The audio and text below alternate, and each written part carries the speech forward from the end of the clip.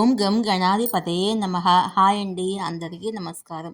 మనం ఈరోజు ఈ వీడియోలో మే 14 నుంచి గురు సంచార కారణంగా ఈ రాశుల వారికి అఖండ రాజయోగం కలగనున్నది.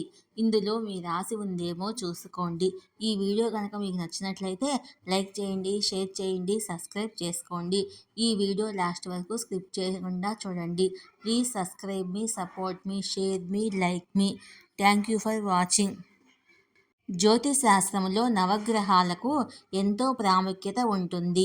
ముఖ్యంగా గురుగ్రహము శుభ ఫలితాలను అందించే గ్రహంగా పరిగణిస్తారు.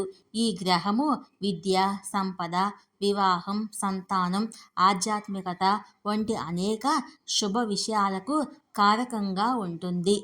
2025 మే 14న గురు సంచారంలో మార్పు కారణంగా ద్వాదశ రాశుల్లో పలు రాశుల వారికి అఖండ రాజయోగం పడుతుందని, ఆర్థిక సమస్యలు తీరిపోతాయి. ఆ రాశులేంటో మనం ఇప్పుడు తెలుసుకుందాము. 2025 మే 14వ తేదీ బుధవారము దేవగురువు అయిన బృహస్పతి వృషభ రాశి నుంచి మిథున రాశిలోకి మారుతున్నాడు.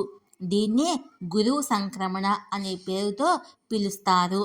ఇక జన్మరాశి నుంచి లెక్కించినప్పుడు వచ్చే 2, 5, 7, 9, 11 రాశుల్లో గురువు సంచారం ఉన్నట్లయితే విశేషమైన రాజయోగం కలిగిస్తుందని జ్యోతిష్ శాస్త్రం చెప్తుంది. ఈ క్రమంలోనే దేవగురువు బృహస్పతి సంచారం వల్ల 5 రాశుల వారికి అఖండ రాజయోగము పట్టబోతుంది. ఆ రాశులేంటో మనం ఇప్పుడు తెలుసుకుందాము. వృషభ రాశి. ఈ రాశి నుంచి లెక్క పెట్టినప్పుడు గురువు మారే మిథున రాశి 2వది అవుతుందని, అంటే ఈ రాశి వారికి గురువు 2వ రాశిలో సంచారం చేస్తున్నాడు. ఈ క్రమంలో వృషభ రాశి వారికి మే 14 నుంచి ధనపరంగా కలిసి వస్తుందని చెప్తున్నారు. వారి మాటకు సమాజంలో గౌరవం ఉంటుంది. కుటుంబ జీవితము ఆనందదాయకంగా ఉంటుంది. కుంభరాశి. ఈ రాశి నుంచి లెక్క పెట్టినప్పుడు గురువు సంచారములో మార్పు జరుగుతున్న మిథున రాశి 5వ రాశి అవుతుంది. అంటే కుంభరాశి వారికి గురువు 5వ స్థానంలో సంచారం చేస్తున్నాడు. 5వ స్థానంలో గురువు సంచారం వల్ల ఈ రాశి వారికి ఈ సంవత్సరము అత్యుత్తమ స్థాయికి చేరుకుంటారు. ధనపరంగా కూడా కలిసి వస్తుంది. ధనుసు రాశి. ధనుసు రాశి నుంచి లెక్కించినప్పుడు గురువు సంచారంలో మార్పు జరుగుతున్న మిథున రాశి 7వది అవుతుంది.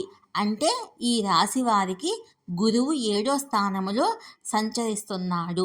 ఈ క్రమంలోనే ఈ రాశి వారికి వివాహ, దాంపత్య సమస్యలు తొలగిపోతాయి. భాగస్వామి వ్యాపారాల్లో అదృష్టం కలుగుతుంది. తులారాశి. ఈ రాశి నుంచి లెక్కించినప్పుడు గురువు సంచారంలో మార్పు జరుగుతున్న మిథున రాశి 9వది అవుతుంది. అంటే ఈ రాశి వారికి గురువు భాగ్యస్థానంలో సంచారం చేస్తున్నాడు.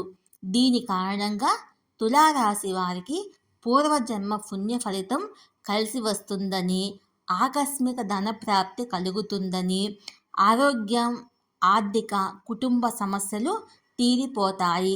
వృత్తిపరంగా అత్యున్నత స్థాయికి చేరుకుంటారు. సింహరాశి.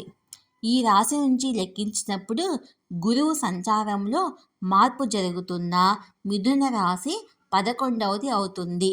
అంటే ఈ రాశి వారికి గురువు ఏకాదశ స్థానంలో సంచార కారణంగా ఏకాదశ స్థానంలో సంచారం చేస్తున్నాడు.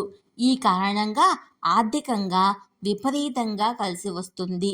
ఖర్చులు తగ్గి ఆదాయ మార్గాలు పెరుగుతాయి. రావాల్సిన ధనము చేతికి అందుతుంది.